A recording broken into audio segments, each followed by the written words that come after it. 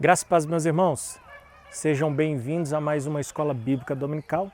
É muito bom estarmos juntos mais um dia para meditar na Palavra de Deus através desse estudo da carta de 1 João. Antes de iniciar o nosso estudo, eu gostaria de convidá-lo, caso ainda não seja inscrito em nosso canal no YouTube, para se inscrever. E não esqueça de acionar o sino para que toda vez que tiver um novo vídeo, você seja notificado. Mas se você já está inscrito lá no canal da Terceira Igreja, acionou o sino, não deixa de compartilhar o nosso estudo em suas redes sociais para edificar a vida de outros irmãos. Amém? Que o Eterno e o Espírito Santo possa trazer clareza, meu irmão, à sua vida através desse estudo. Mas antes de iniciar, eu gostaria de convidá-lo para uma breve oração. E logo em seguida, quero convidar você a abrir a sua Bíblia no livro de 1 João, capítulo 2, do verso 15 ao verso 17. Vamos orar então, diante de um ambiente tão gostoso como esse? Deus, eu te agradeço pela vida de cada irmão que está aqui presente, assistindo esse vídeo, que o Senhor possa trazer edificação e clareza a respeito desse estudo bíblico hoje. Em nome de Jesus, amém. Quero convidar você a abrir a sua Bíblia em 1 João capítulo 2, no verso 15. A palavra de Deus diz: Não ameis o mundo, nem as coisas que há no mundo. Se alguém amar o mundo, o amor do Pai não está nele. Porque tudo que há no mundo, a concupiscência da carne, a concupiscência dos olhos e a soberba da vida, não procede do Pai, mas procede do mundo. Ora, o mundo passa, bem como a sua concupiscência. Aquele, porém, que faz a vontade de Deus, permanece eternamente. Logo no verso 15, João disse: se alguém amar o mundo, o amor do Pai não está nele. João começa nos mostrando que o mundanismo é mais uma questão de atitude do que de atividade. É impossível, meu irmão, o cristão manter-se afastado das diversões e de lugares suspeitos e ainda assim amar o mundo, porque o mundanismo encontra-se no coração.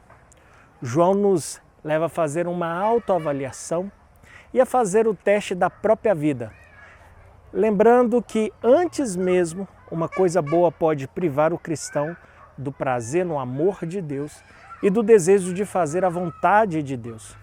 Observe comigo nessa história, eu queria contar para você. Um aluno do último ano de uma faculdade cristã, ele era conhecido por suas excelentes notas e serviço cristão dedicado. Saía todos os fins de semana para poder pregar o Evangelho. Estava sendo usado por Deus na vida de muitos outros alunos e até mesmo para desafiar outros cristãos dentro do campo ali da faculdade. Um dia, algo aconteceu com esse aluno. Seu testemunho deixou de ser eficaz, suas notas começaram a cair e até a sua personalidade começou a mudar. O diretor chamou esse aluno para uma conversa. Sua vida, seu trabalho já não era mais como era antes. Disse o diretor para esse aluno: eu gostaria que você me contasse o que está acontecendo. O aluno foi evasivo por algum tempo, mas acabou contando sua história. Estava noivo de uma moça cristã maravilhosa e planejando casar-se logo depois da formatura. Havia sido chamado para trabalhar numa excelente igreja e sentia ansioso demais para mudar para aquela igreja junto com a sua futura esposa e os dois se casarem. E ali começou um ministério maravilhoso que Deus tinha para a vida dele. Ele disse: fiquei tão empolgado com tudo que cheguei a desejar que o Senhor não voltasse. Isso foi aquilo que esse jovem havia confessado. Então o poder desapareceu da minha vida. Por mais excelente e belo que fossem seus planos, criava uma barreira entre esse rapaz e Deus. Ele deixou de sentir prazer no amor de Deus e se tornou mundano. E João ressalta que o sistema do mundo usa de 3 artifícios para fisgar os cristãos: a concupiscência é o desejo da carne, a concupiscência dos olhos e a soberba da vida. Lá em 1 João capítulo 2, versículo 16. Foram esses mesmos artifícios que seduziram Eva no jardim. Vendo a mulher que a árvore era boa, a concupiscência da carne, para poder comer, agradável aos olhos, a concupiscência dos olhos, a árvore desejável para dar entendimento, a soberba da vida. Tomou-lhe do fruto, comeu e deu também ao marido, e ele comeu, Gênesis 3:6. A concupiscência da carne refere-se a qualquer coisa que agrade a natureza decaída. Se você observar, meu irmão, a carne é a natureza que recebemos no nascimento físico. O espírito é a natureza que recebemos no segundo nascimento. Quando acreditamos em Cristo, tornamos-nos coparticipantes da natureza divina. O cristão possui tanto uma velha natureza, a carne, quanto uma nova natureza, o espírito. Em sua vida, duas naturezas que travam batalhas o tempo inteiro. Deus deu ao ser humano certos desejos bons. A fome, a sede, o cansaço e o sexo. E não desejos perversos. E também não há nada de errado em comer, beber, dormir e gerar filhos. Mas quando a natureza carnal controla esses desejos, eles se tornam concupiscências pecaminosas. Se você observar, não há nada de mal na fome, mas a gula é pecado. Não há nada de mal na sede, mas a bebedice é pecado. O sono é uma dádiva de Deus, mas a preguiça é vergonhosa. Mas quando usamos corretamente o sexo, é uma dádiva preciosa de Deus. Mas quando ela é usada indevidamente, se torna imoral e pecado. Tá vendo? Agora, como o mundo funciona? Ele apela aos apetites normais e tenta o indivíduo a satisfazê-los de maneiras ilícitas. Segunda coisa, o segundo artifício que o mundo usa para seduzir cristão é chamado de concupiscência dos olhos. Às vezes esquecemos que os olhos também podem ter desejos. Você já ouviu aquela expressão? É de encher os olhos? A concupiscência dos olhos, por sua vez, ela vai atuar de maneira mais bem refinada. Trata-se aqui dos prazeres que satisfazem a vista e a mente. Prazeres intelectuais e sofisticados. No tempo do apóstolo João, meu irmão, os gregos e os romanos viviam em função da diversão e das atividades que estimulavam os olhos. Os tempos também de hoje, do século XXI, não mudaram muito. Pensando na televisão e também na internet, de onde vêm as falsas ilusões satisfatórias, sexuais. Talvez a oração de todo cristão deva ser, lá no Salmo 119, versículo 37, desvia os meus olhos dessas coisas inúteis. João está nos mostrando que, assim como os outros sentidos, os olhos são um grande portal para a mente. Qual que é o terceiro artifício? É a soberba da vida. Com ela podemos aprender com João que a glória de Deus é rica e plena. A glória do homem é vulgar e vazia. Desde os tempos remotos, os indivíduos tentam sobressair-se, mostrando o quanto que gastam, o quanto conseguem conquistar. Já se perguntou por que tanta gente compra casa, carro, eletrodomésticos e roupas e que na realidade estão muito além das suas posses? Elas acabam fazendo só por causa da boa aparência. Chegam muitas vezes a sacrificar a honestidade e a integridade a fim de obter fama e de se sentir importantes. Sem dúvida, o mundo seduz o cristão por meio das concupiscências da carne, das concupiscências dos olhos e da soberba da vida. E o cristão, ele não demora a assumir o controle. Quando o mundo assume o controle nessas áreas, perde o prazer que sentia no amor do Pai, o desejo de fazer a vontade do Pai.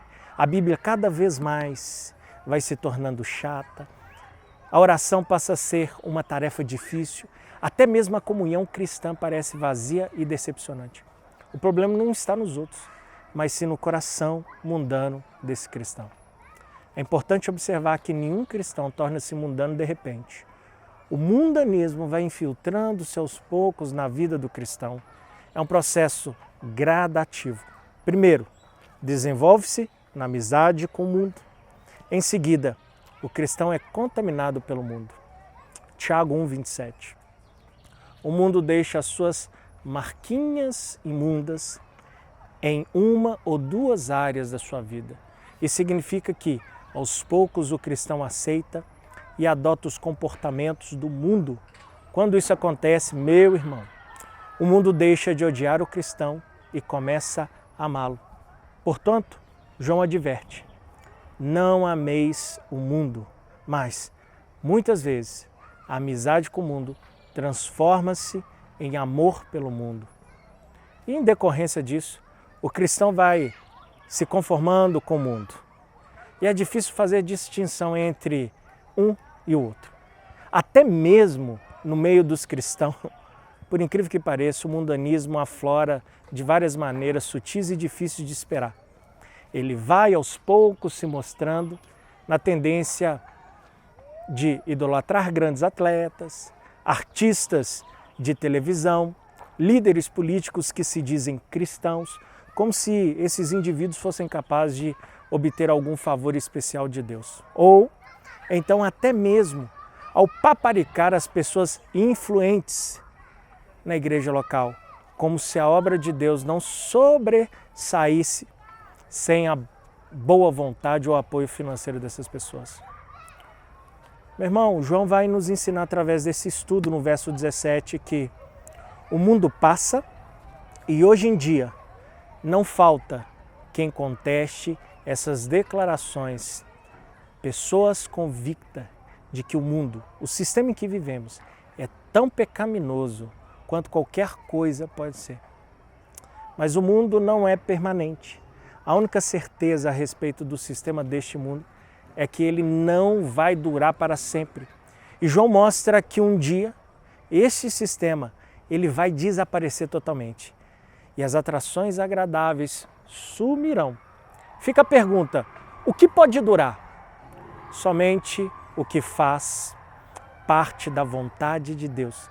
Precisamos urgentemente compreender que todo cristão espiritual deve manter uma distinta e zelosa relacionamento com Deus e não com o mundo, pois vivemos em função de algo muito melhor. A palavra de Deus diz que somos estrangeiros, peregrinos sobre essa terra. Na verdade, não temos aqui cidade permanente, uma cidade permanente, mas buscamos o que há de vir. Deus mostra através da história que nos tempos bíblicos, muitos cristãos viviam em tendas. Por quê?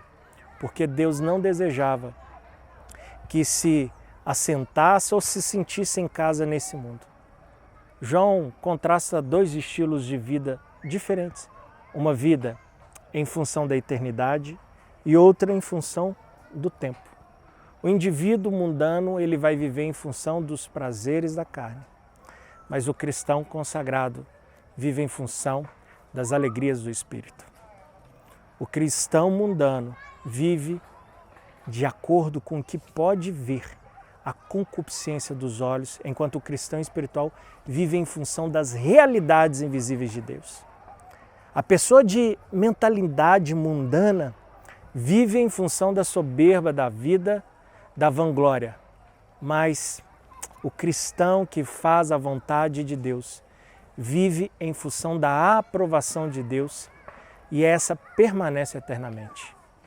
Esta passagem de João 2,17, 1 João, diz que os cristãos que se dedicarem a fazer a vontade de Deus, a obedecer e permanecerão eternamente, muito depois que o sistema deste mundo, com a sua cultura caída e as suas filosofias arrogantes, seus intelectualismo egocêntricos e seu materialismo ímpio tivesse sido esquecido, e muito tempo depois que este planeta tiver sido substituído por novos céus e nova terra.